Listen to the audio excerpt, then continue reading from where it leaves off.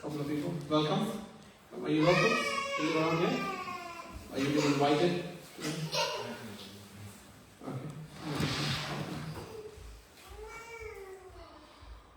So thank you for coming, everyone, and especially to the ones who came for the first time. So our programs usually we do Kirtan, and then we give a short discourse on different topics, and then after that we have Aarti and then Prasadam. So please stick around for Prasadam especially. My class, I don't know what you'll find out of it, but hopefully I'll try and add some value and make it worthwhile for everyone. But it's going to be an interactive talk, so please feel free to be engaged. You can ask questions, stop me, and then we can sort of go from there. So before we begin, we'll do a short kirtan, and then we'll begin.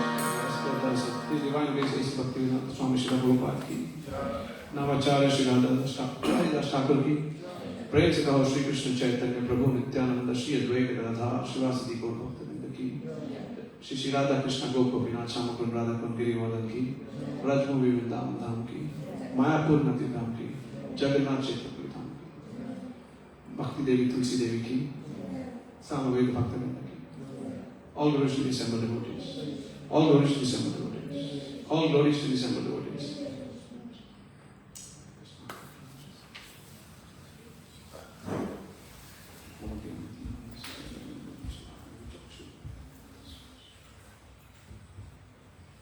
Again, welcome everyone to our SundayLoveFeast program.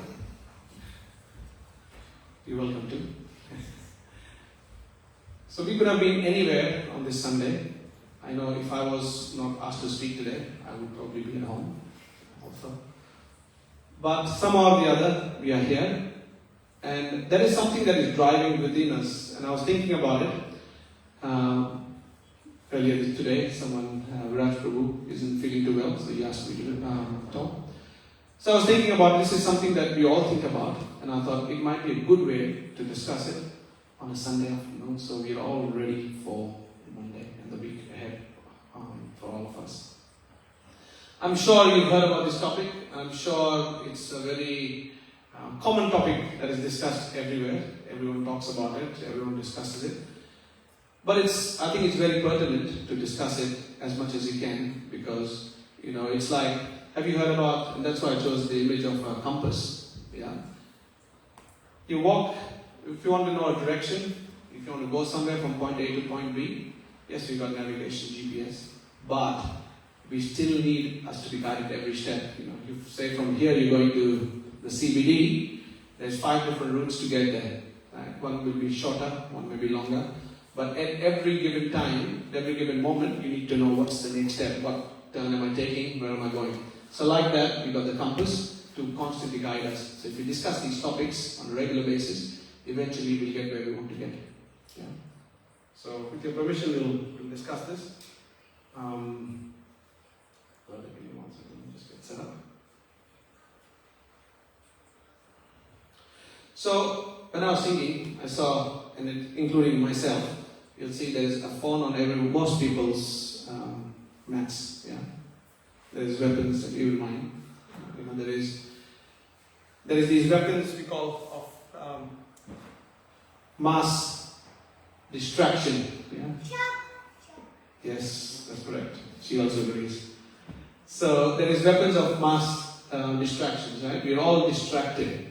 They say, I was reading when I was preparing today, I came across a statistic and I thought, okay, this is going to be fun.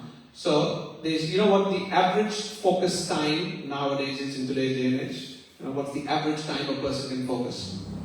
3 seconds. Someone said seconds? 3 seconds. 3 seconds. Okay, Rupanjali says 3 seconds. You had something? 7 seconds. Yes. Someone says 7? Yes, that's correct. Have you heard this stuff? Okay, great. So 7 seconds, right? So I'm supposed to talk for 45 minutes to an hour. So great. So I don't know if I should just be talking to the wall. 7 seconds are already done. So I'll try and keep it interactive, so we all are, at least we can get something out of it by the end of the day. So most of the subject matters we speak are related to the Bhagavad Gita here, and we try to take essence from Bhagavad Gita. And this is something very, all of us face, right? Has anyone been confused?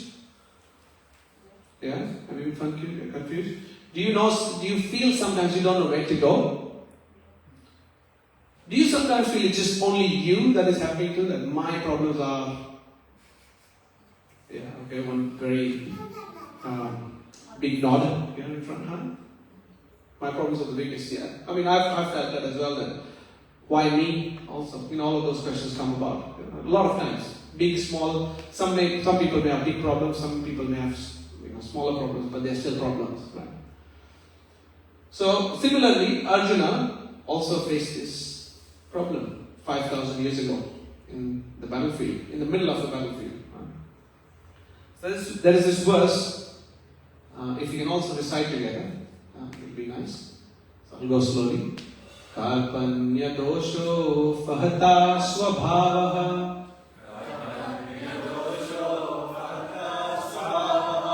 Pachyamitam dharma samuddha chetaha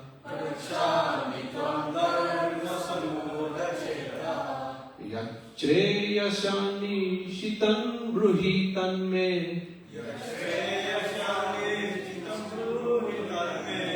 Shishyaste aham sadhi mam tvam prapannam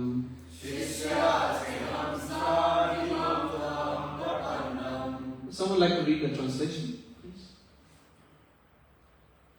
Now I'm confused about my duty and have lost all composure because of merely weakness. My In this condition, I am asking you to tell me for certain what is best for me.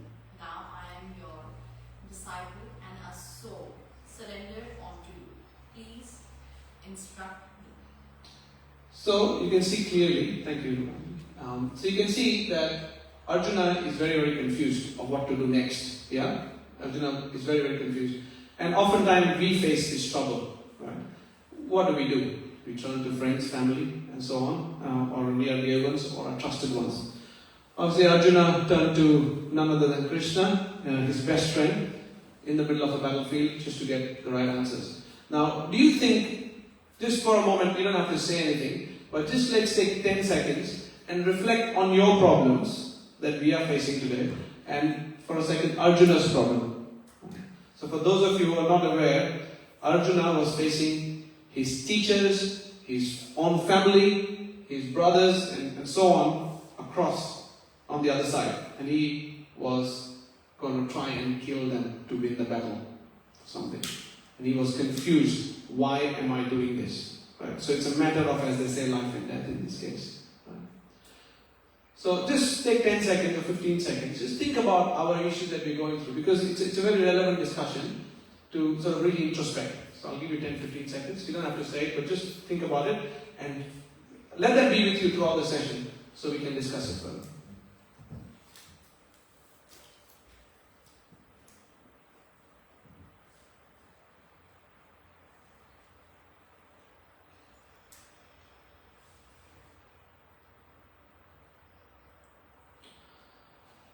So when these confusions happen, I've had a few instances where I've had problems, and I can clearly remember while you guys were thinking, I was also thinking, and clearly there were two things that came to my mind, two problems I can say, I can relate to in my own personal life. And when those things happen, at least when that happened to me, I felt in deep, deep despair, and I thought there's really no way out of it, how and why and when, and all those questions that everyone sort of goes through. But then, as I slowly started learning and reciting and taking from Arjuna's example, we all know what happened after. So let's not discuss that too much in detail. There's other topics we'll discuss. But when when you're at a breaking point, you have to remember that there can be a big breakthrough also. Yeah? You break down, there can be a breakthrough because of these situations. Yeah? So we all face these issues. When we might feel we got an existential crisis, like I felt, right? When I had some situation going on in my life, I thought, no way out of this, right? It was existential, so to speak. But as you turn towards Krishna, as Arjuna did, he had the existential awakening because of these. Yeah? So breakdown can lead to breakthrough, and existential crisis can lead to existential awakening. Right? But there is still confusion. Right? In my case, I'll give an example. I all the time thank some people in my life who really guided me in the right direction. As we discussed earlier, when we are in trouble, you turn to people, right, who you trust and so on. I was very fortunate that I had a few people in my life who sort of guided me in the right way. But I want to display through an exercise of why we get confused a lot of times. Right? So some of you might have seen this. If you have, I would like you to please keep it to yourself, because I don't want to spoil it for everyone else. If you don't, then it would be nice to participate and see. So I want you to spot a mistake in the next slide that comes up. And those who haven't done it, can you spot the mistake? So one nod, couple of nods, 2, 3, yeah. There's any that don't know the mistake, can't find the mistake? Don't worry, no one is judging you. It's all, you leave the judgment out of that door, which is still open, but we should close it. No? Okay, everyone figured it out? Yeah? Okay, I can see a few nods, others I'm responding. So anyways, just so that you can see. Right? Okay, so a few O's, so great. So at least it worked for some people. So the point is with these things is that we are looking at the problem, but we're not looking at the right places. We know there is a problem, right? When I put it up, everyone's okay, there's a problem. And in true human nature, I want to solve it. I'm going to get it right. I'm going to solve it, and I know where to do it. But we often forget where to look for the problem. We often overlook the problem. Yeah. I don't know if it's happening in your cases. I know for me it has happened a lot of times. You're just looking in the wrong place. You know what the problem is, but you're just looking in the wrong place for answers. And that can be your friends. It might be the right person you ask. That can be the wrong teacher you ask, maybe. That could be the wrong book you're referring to. Or maybe, I know everyone will relate to this, the wrong read you watch to solve your problem. Yeah. Scroll too much at night and you go, yeah, that's the answer to all my problems. Because, what's his name? Diary of a CEO, Stephen Bartlett. I follow him, I don't know. But follow him for some business advice and so on. Anyways, I've got a few friends in the business community and they say, oh, that guy's good, you should watch him. He solves a lot of my issues, but it's not always the case like that, right? So, again, let's do something more interactive so everyone stays focused for more than 7 seconds. So we have, like there are influences. In a similar way, there are influences in our life. And what can those influences be? So I'm going to put up 4, and then at the end of, there's 4 influences, the top ones, obviously there'll be more. But at the end of those 4, when we see everything on the screen, then I want you all to think about it. Then I'm going to call out each one. And the more the influence, the louder I want you to say that word. Right? So once at the end, I'll show what I'm trying to say. Yeah? So first influencer for all of us is education. Yeah? We study at school, uni, or any particular course that you're doing, and so on. So education is a big influence on how we behave, how we react, how we solve problems. Second is tradition. Yeah? So what lineage we're born in, where we're born, whose family, what they follow and so on. And we follow that. There's a nice example, but I'm conscious of time, so I'm probably going to skip. If you got more time, I'll discuss it at the end about tradition. Then there are people around us. It's again, friends, family, and so on, teachers, etc., etc. Comes all under that category. The last one is media. Yeah. So what I want to do is I'm going to call out each one, and I would like you, depending on what has had most influence in your life, shout the loudest, and let's see where we go. So, for example, I'll say education. If you think education has the highest impact in your life, go education. Yeah. Okay. Someone has woke someone up. Scared her. Yeah. Right, so is everyone with me? Yeah? Everyone knows what we're doing? Okay, so let's go. Education. Education. Okay, fairly mild. Tradition. Tradition. Okay, louder. By the way, it's in no particular order, right? So please, as long as, don't follow the loudness should not increase as we go along. Okay, people. People. Okay, people is the loudest so far. Media. Oh, media is the lowest, huh? Are you sure? No. Okay, let's. Some people are agreeing with me, some people aren't. So who agrees media is probably one of the lowest ones? Okay, so media includes, I should have mentioned it before. You see all the thumbs up, the love hearts and the emails and everything else? That's all social media also. Media is included in that, TV is included, everything is included. Let's try again. Media. Media. Okay. Right. So which one do we think was the highest influence? People. Yeah, people are the highest influences, yes. That's why we need someone we need to talk to. Absolutely.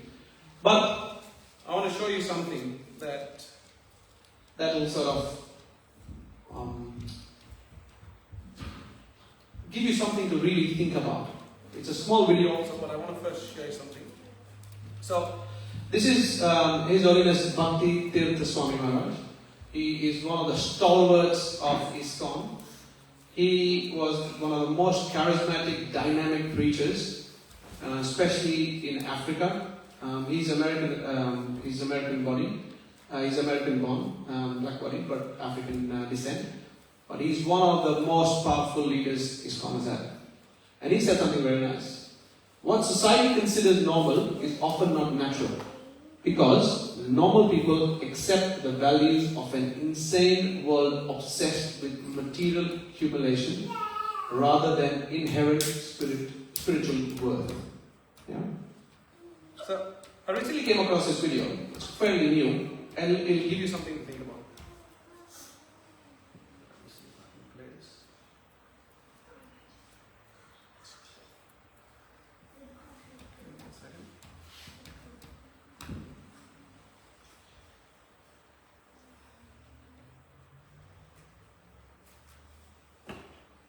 Voice might come from here.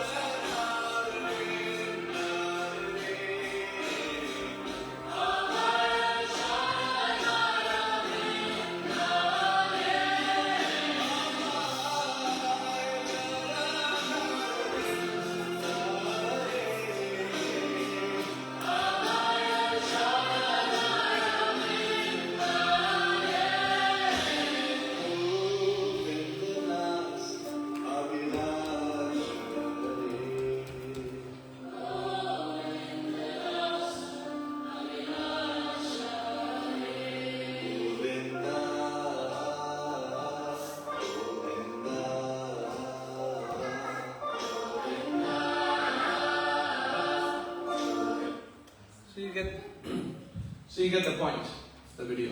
Yeah. So this is Radhika Das. If you haven't heard him, he's from UK. He's from London.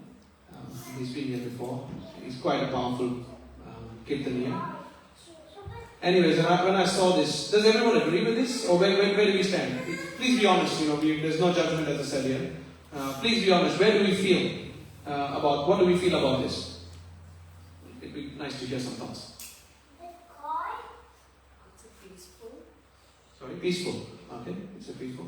But do you agree with what the perspective is giving? Or do you think, no, materialism is very, very good?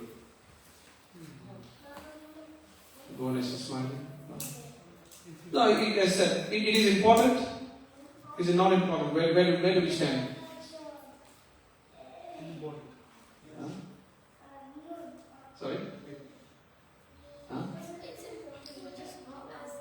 Not as important. But how? Okay, so that's my son Neil. He said it's important, but not as important. Now, if that's the case, how much time do we spend on just maintaining ourselves compared to our spiritual life? If we think that is important. Should be balanced. Sorry? Should be balanced. So how do we balance something that is... How do we balance material and spiritual life then? What's the way to balance it? By not separating them from each other. By not separating from each other. Yeah, that's a good point. Yes. Yes. Reducing the material things as low as possible, what you really need. Yes, yes. Sometimes we accumulate more than what we need, and that's what keeps us busy. Yes.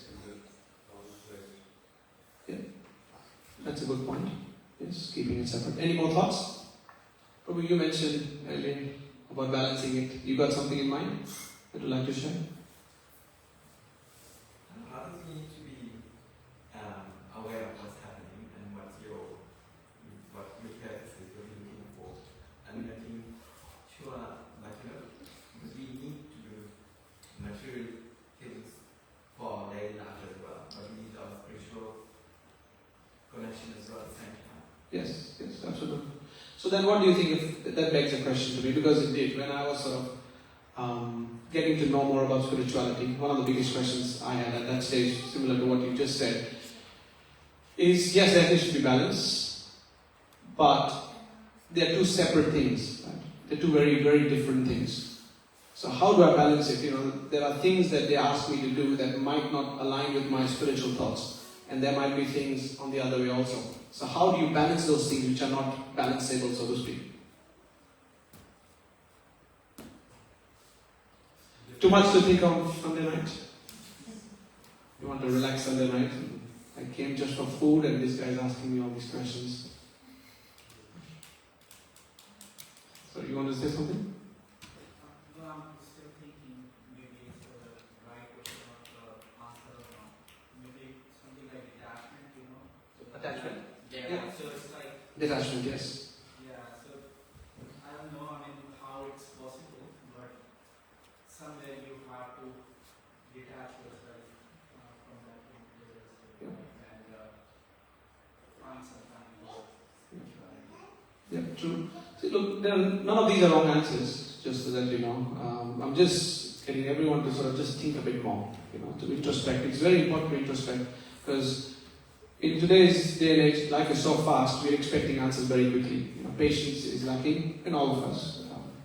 As more and more we everything is so instant. Everything is like, we want it now, especially now with AI, anything is possible, right? They said. So we want everything now. And we forget to think about things in a deep manner of what we really are, who we really are. So none of these are wrong. I'll just give a short perspective of what I've heard on this matter. His Holiness Keshav Swami talks about this quite a bit. And he talks about, similar to what you said, yes, there needs to be balance, but he uses a different word. I think Rupanjali sort of touched on it, which I like. Because he talks about integrating. So in Krishna consciousness, we say, you don't leave anything. We're not telling you, because a lot of times I used to think like that, where if I'm in Krishna consciousness, if I'm following spirituality, I need to leave my material life. I don't need to think a certain way. I don't need to do this. And there's a whole books of rules that I need to follow, and that's how it's going to be. Right? That was my perception when I first came in. But as I sort of started to get a bit some knowledge, I sort of understood that all we're doing is we're not leaving anything, we're just adding. Right? We're just adding that bit of Krishna consciousness in our life. And that can be as simple as when you wake up, say a quick prayer. You got the mantra, chant the Hare Krishna mantra once. And then as you get more and more involved, chant it more and more and more and more. And now devotees chant, once you're initiated, chant 16 rounds minimum every day. When you're offering food, say a small prayer before you offer to the Lordship first. And then, if you don't have a photo, we can arrange one at home. It doesn't have to be big, elaborate something very simple. And it's just so, and in the mind also add Krishna in whatever you do. So when you're earning money, you're adding that, yes, I'm doing this to maintain my family, yes, and which in turn is helping, and which I am in turn like that, helping them to be Krishna conscious more and more. Right? So we can just add Krishna in that sort of way, a little bit. Now, our world today, again, it would be nice to hear your thoughts on this, forces us to act in a certain way. How many of you feel that I have to put on a facade or a show just to fit in, or just to be part of this school group if you're in school, and if you're in uni, I've got to act like this, behave like this, wear like this, and so on. If you're at work, you need to be a certain way. How many of you feel like that? Just to fit in, you've got to be a certain way. Show of hands. A few. Back in the day, yes. Yeah, we feel like that, right? Even today, I'll just quickly share that I've got my business. Now, in a sense, I'm not restricted in a lot of ways to do what I want to do. But just to sort of keep it balanced, I've got to act a certain way. Right? We can't be fiercely authentic. Yes, internally I am fiercely authentic to myself, but when I'm going out there, sometimes it's just like, oh, it can be touchy if I say this or do that. Right? For example, in our kitchen, I can't tell my staff to not bring non-veg food. I can't tell them. So we are vegetarians, no onion, no garlic. It's very difficult, right? No one will work for it. It will be difficult to get people like that. So, am I fiercely authentic? No. Right? So we are faced with these situations in everyday life. This is just a small example I gave. In uni it might be something else, in school it might be something else. But what we can do is, what's in our control is, I can keep my cutlery separate. I can keep, all the things that I need separate. And then, here and there, bring some food in for them, which is vegetarian, they appreciate, which is prasad. And slowly, you hope, pray and wish that they develop a taste for that. Drop in a book or so on and so on. So, this world is very difficult. But if we introspect, if we think, we can still be authentic to ourselves. So when I do that, I am quite authentic internally, because I am still living the Krishna consciousness. I am still adding Krishna to my life. Right? Does anyone have any thoughts on this, to share some examples that they might be going through or they face? Young girls from school or uni also can talk.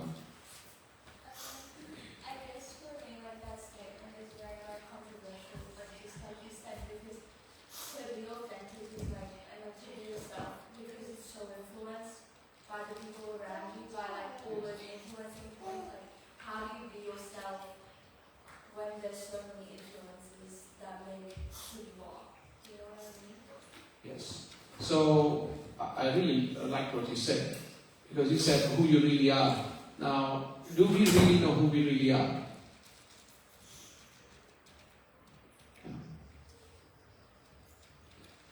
The basic of spirituality is, a lot of people confuse spirituality and religion.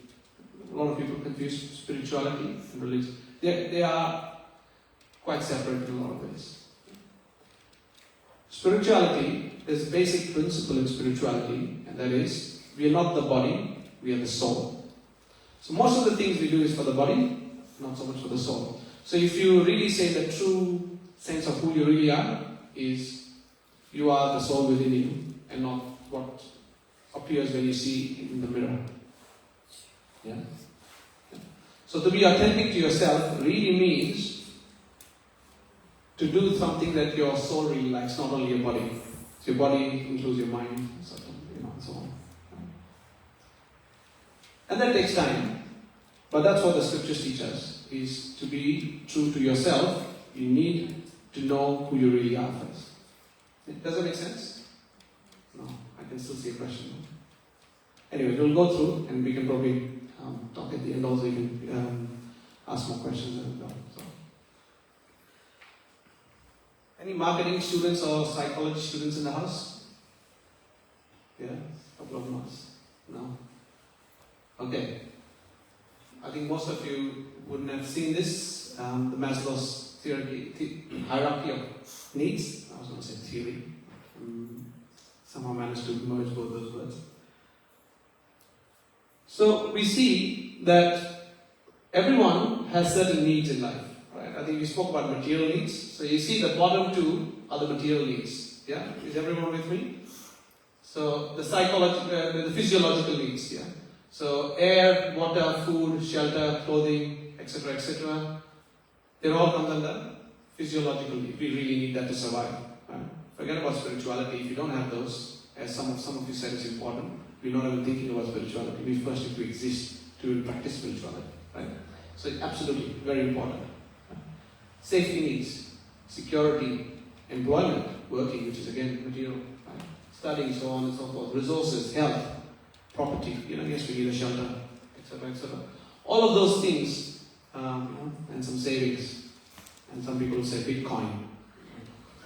You don't need Bitcoin. But anyhow, the point is, those two things are very, very important for all of us. Before we even talk about spirituality. Then we get on to something else, love and belonging. So which is obviously you need. We are social beings. Right? Humans are social beings. So I had this survey where we all need to get a certain words out of our system just to be sane. Someone in Germany did some research on it. Because we are social, we need to interact. Right? So like that, we need that. Then comes the self-esteem, and then comes the self-actualization. It's a desire to become the most that one can be. But the most important thing for all of us to focus on is we are all unique in our own ways, and we all need to really meditate to know where we're going and how we're going there. Yeah? We need to all meditate on that to see what is my self-actualization need.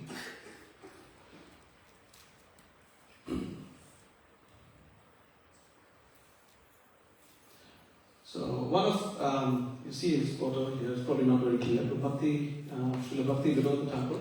So you see Prabhupada at the back, so his spiritual master, Bhakti Siddhanta Saraswati Thakur, his father, Bhakti Vinod Thakur. His photo is on the bottom row there, third last from the right. And he had his own theory. So he said this a few hundred years ago, and he said he had this hierarchy of motives. Yeah? So everything we do is there's a motive behind it. Yeah? You came here, there was a motive, correct? Yes.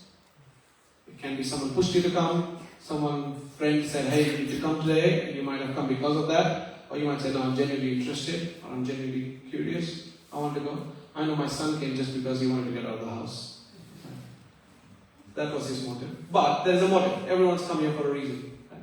Everyone's coming for a reason. So he has his motives. And in a similar way as Maslow, he had his hierarchy of that as well. So he said the basic most motive is, for anyone to do anything, is fear. Right? This is way before Maslow's theory came about. So you can sort of see, when I start saying all the other motives, you'll start sort of picturing this diagram on there. You see fear, right? So we do a lot of the physiological things like eating, shelter out of fear, right?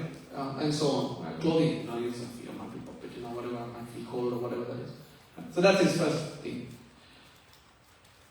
The second he said is prospect. What am I getting out of this? Right? He said security, property. What am I getting out of this? Resources. Yes, I want to do this, I want employment, I want money, and so on. Right? So second was prospect. Third, he sort of listed it under duty. It is my duty. What is my duty? What am I supposed to do? Right? What am I supposed to do? And last he said, is the highest level is love. So we act out of love, that's the highest love. It is also said in the scriptures that the highest form of love that can be experienced in this world is a mother's love for their child. That's the topmost, they say. Yeah. Sometimes when my kids say, I love my dad more than my mom, I say, hey, look at this. He's laughing here. But in this world, we're confusing the actual love to, frustrated love. Have you seen, some of your young millennials wouldn't have heard this song, but other oldies like me would have heard it. Have you heard this song? Last Christmas, I gave him my heart. The very next day, he gave it away. Right? You heard this song? Yeah? So it's like that. That's the kind of love most of us experience in today's day and age. Right? There are divorces happening, there's this happening, there's that happening. This was in 1984, by the way, before even I was born when this song came out. But you can see that, it's still very relevant. In fact, it's gone worse nowadays, right? There's divorces are at the highest levels. Brothers are fighting, families are fighting, and we feel, we are not like that, but it's affecting every single one of us. The amount of divorces you hear about broken families, it's not funny anymore. So that's the reality. That's the reality in all that we do, right? For the young ones, anyone who's a fan of Taylor Swift? No? Okay, she doesn't like Taylor Swift. Good. Okay, 2 no's. No. Do you like to ask? Oh, she sings songs all the time about all her broken relationships. Oh, someone said yes. Someone is a fan? No.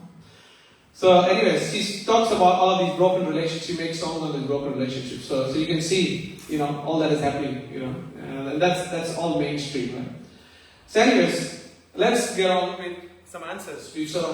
I think the idea so far was to get you guys thinking, get everyone thinking of what's really happening, what environment we're in, where we're going, what we want to be, and what our motivations are. Now let's get more into more pointed and what we should really do. So how do we find your North Star? So North Star is something that is fixed in the sky. So a lot of people, based on that, they can. So these guys, North Star is their ball, and they're going out and going to play. I know that. Can you close the door?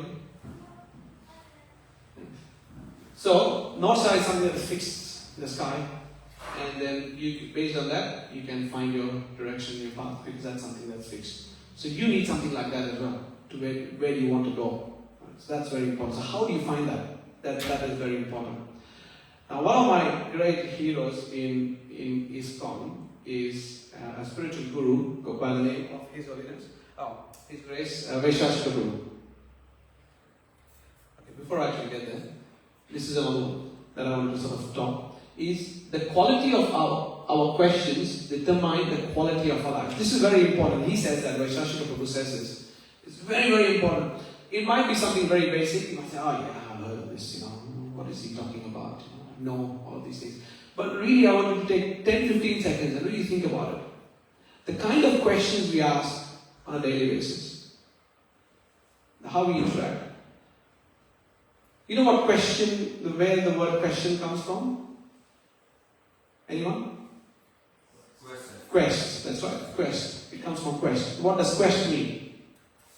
You are on a journey of discovery, right? You want to know something. I'm on a quest to achieve. I'm on a quest to climb Mount Everest or whatever that is. There is a quest. That's how question comes from. Right? The word question comes from. So, if you relate it to what is said up here, so our lives, if you ask the right questions, our life can be directed in that way. You are on a quest to go in the right direction in your life. So the quality of our questions determine the quality of our lives. Very, very important. So someone once told me, I don't know where I've heard this, but it says, the most powerful punctuation in all the punctuations is the question mark. Because if it's the right person, we discussed it earlier. If you ask the right person what you're really looking for, and if you can really guide him, you will get there. The quest will be there. You will get there where you want to go. So that's why, I started off my career in sales, and they say that you need to be a good listener, right? But to be a good listener, you need to ask the right questions as well. That I understood that very late in life. Okay, to ask. To learn something, you need to ask questions. Yes, everyone tells you that, but you need to ask the right questions. The quality of questions are also equally important. Otherwise, giving the examples of sales, if you're out somewhere, right, you're talking to someone, and someone's giving you time, you're trying to chase him down, you'll break all the barriers. Finally, you get this appointment with this guy, and you're like, yes, I'm going to nail this. But you ask, the silliest question. Doesn't matter how hard you worked, it's not going to work, right? It won't work. So think about this. These are important things. So everyday life, it can be guided. The North Star is the questions. Meet the right questions like that. So, first question is, we need to ask ourselves, what is my purpose? It's very well said in Bhagavad Gita, Athato Brahma Jigyasa.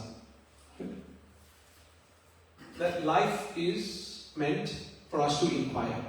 We need to inquire.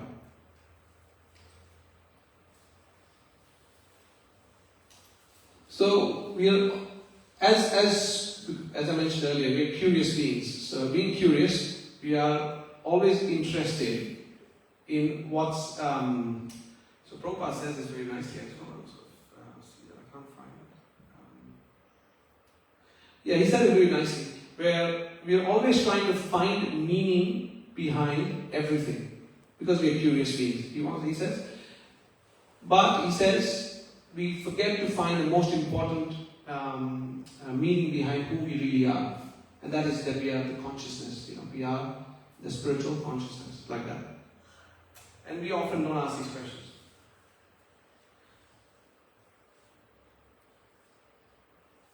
You look at any business. Right? I was just looking at an energy plan this morning, and I was on Origin's website. Anyways, I thought, okay, quickly look at Origin. Even they have a purpose.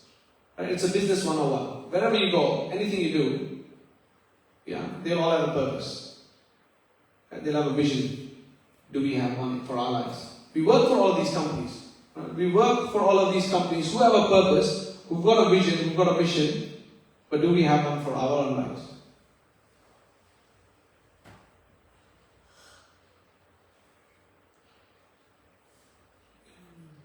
It's very important to ask these questions. Do we really think about it? Yeah. They will teach you in uni and in school and so on that how you need to work for people. What's the best way you can add value to businesses, and what's the best value you can add to others. But what about ourselves? They don't teach all of these things. At least I wasn't taught. I don't know if they've changed anything now. But I wasn't taught any of these things. So it's very important. One practical tip to do is I find a lot of benefit is to have a vision board. Does anyone have a vision board? Okay, then it's the right audience to speak to, because I know a few people who do. So have a vision board. Think about where you want to be in 3, 5 years time, 10 years time, and make a picture about it. Make like a nice photo. Think about it. Put it on your wall. Look at it every day. Yeah, and you can do it in consultation with others. Ask others. What do you think I'm good at? What do you think I need to get better at? Obviously, you introspect yourself, but based on people you trust around you. And I think most of us said people was the highest influencer. So around us, there are people around us that we trust. And if you don't, that's fine. You can go around and look for people who you trust. And put it in front. And I tell you, it happens. It happens. Even if you don't achieve what you set out to be, even if you don't achieve what's on there, you'll really get there. Like I'll share something personal. One of my things was to sing. People who know me, I'm really bad. Probably some of you heard. I would never sing. But I have a habit on my vision board, really, to sing, that I need to get better at it. And just by looking at it regularly, you'd say, you know what? I'm going to give it a go. I'm going to give it a go. I'm going to give it a go. Otherwise, the voice in my head was, I'm not good at it. I'm not good at it. I'm not good at it. But just by putting it there, okay, I'm going to give it a go. You see the difference? Yeah. So like that, we need to find that purpose, whatever that is. It can be 1 thing, 2 things, 5 things, 10 things. But most importantly, what is relevant in today's discussion is that we need to find purpose that is true to ourselves, of who we really are. We definitely need to have purpose for other things in life, but the most important purpose, and I've got like a triangle, and my biggest purpose is my spiritual life and how I get to that.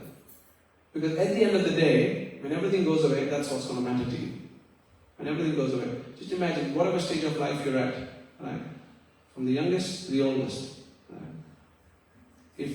If you're the youngest, you want to grow up and do things, and you want to be independent, get away from family, maybe get married or have a career or do this or achieve this or be a CEO or whatever you want to be. Right? You'll have all of this things. But one day it will happen that all of that will go away.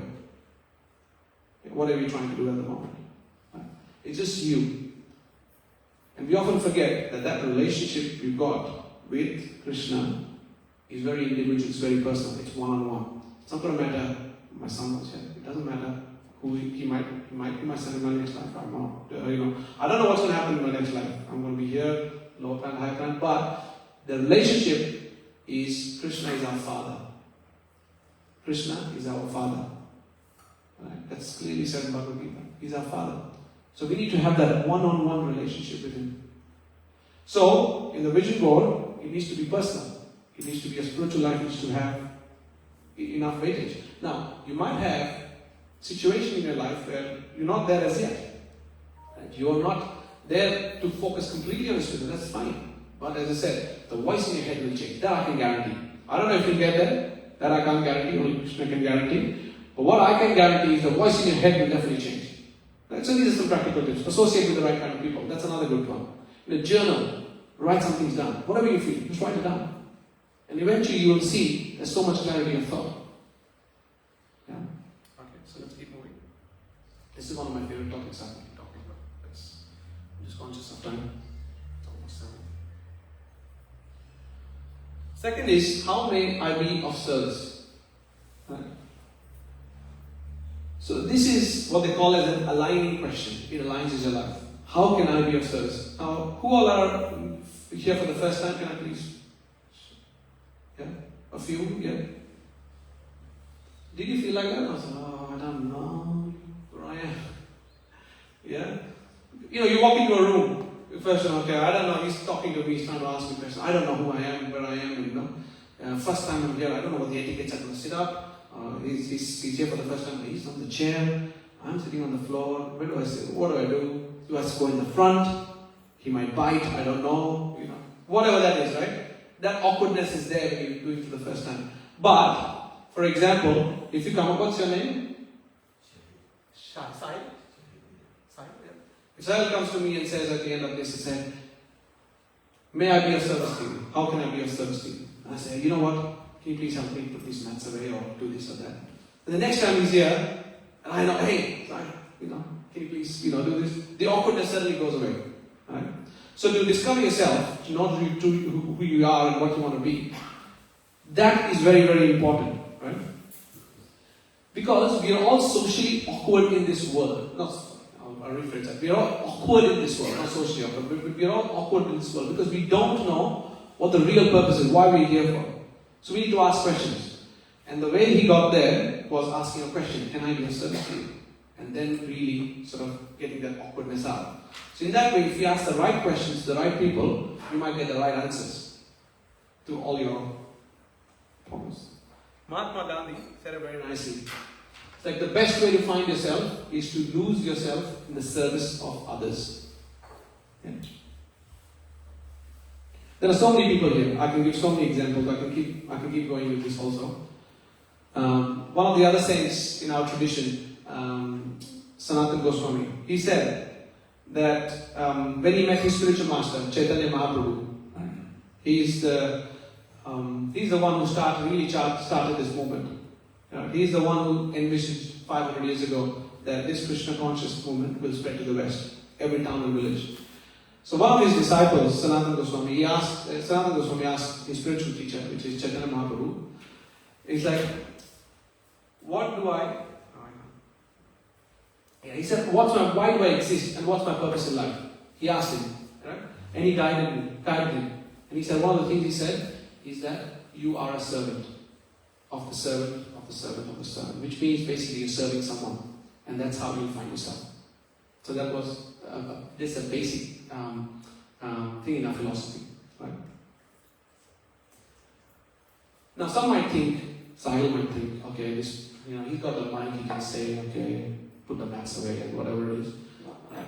But, Srila Prabhupada gave a really nice example. He said, a screw, right? A really small, insignificant screw has got no value really. Yeah? Does everyone agree? Little screw, doesn't have any value. But if it's in a machine that is sort of keeping the machine together, oh my God, it's, okay, my production will stop, this will stop, that will stop. Right? My car will stop if it's the right screw. Right? So like that, all of us are also that screw in the bigger machine. Yeah? So by serving, we can get there. And asking the right questions. So, the other is, what is the lesson? What is the lesson? There is a nice verse. If I've got time. Can you go on? No? Okay. Everyone's on. So I'll just quickly wrap up in 5 minutes. Just give me 5 minutes. I'll quickly wrap up. Okay.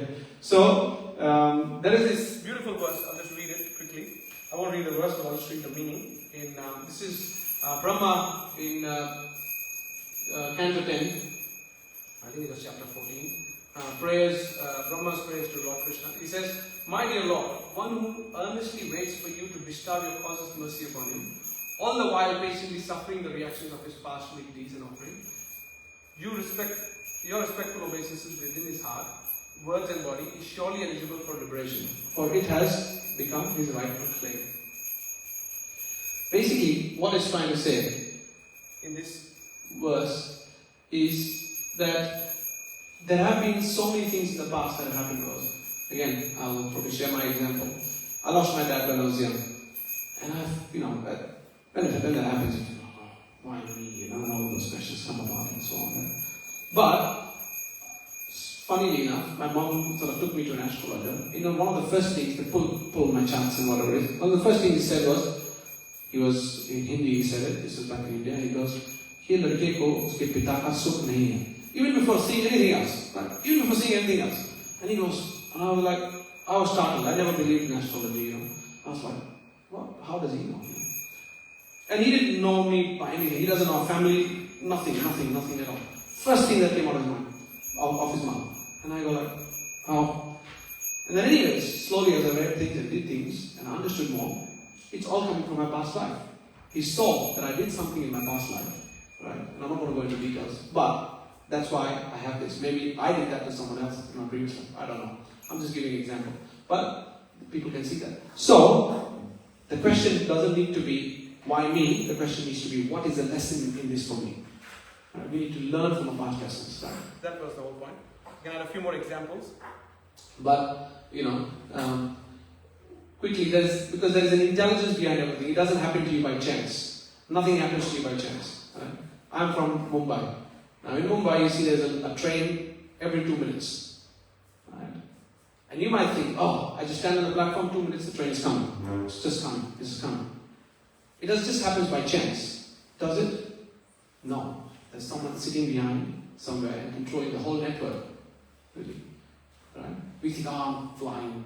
But really, I'm just going to sit and it's going to get me there. But really, there's a pilot, there's a plane, there's a lot of factors. There's the temperature, you've got to look at this and that and everything. That's when you can get somewhere from point to point. So there's always intelligence behind it. I want everyone to remember this because we often forget it. Okay, and the last question is, where am I investing my attention? And Vaishashika Prabhu says this really nicely. This is one of my favorite lines. You'll hear me say this a lot of times. Energy flows, attention goes wherever. I'm trying to do this quickly, so okay. Wherever attention goes, energy flows. That's what he says. So wherever attention goes, your energy flows. Right? Have you ever seen? You buy a new car and you go, I've not seen many cars or this color car. You drive on the road. Once you get a certain car, and you see, oh, there's so many more. Because now your attention is gone to your car. You know that there's this particular car that exists or this particular car. You see that everywhere around.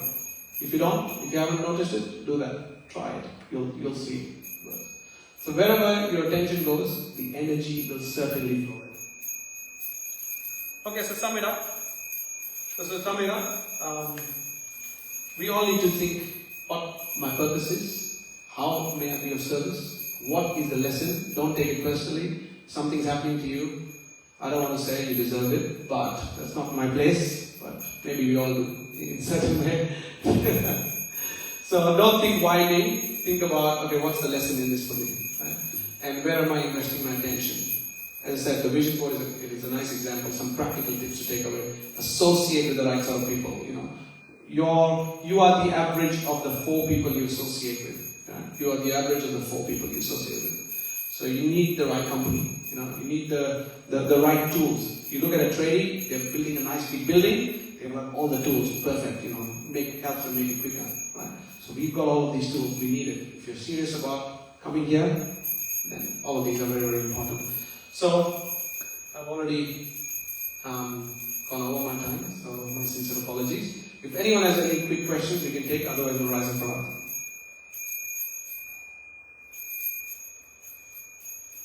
Was that too much? Was it okay? Okay, great. Alright, let's, if anyone has questions, we can discuss it during Prashant. Hare Krishna, Srila Prabhupada ki.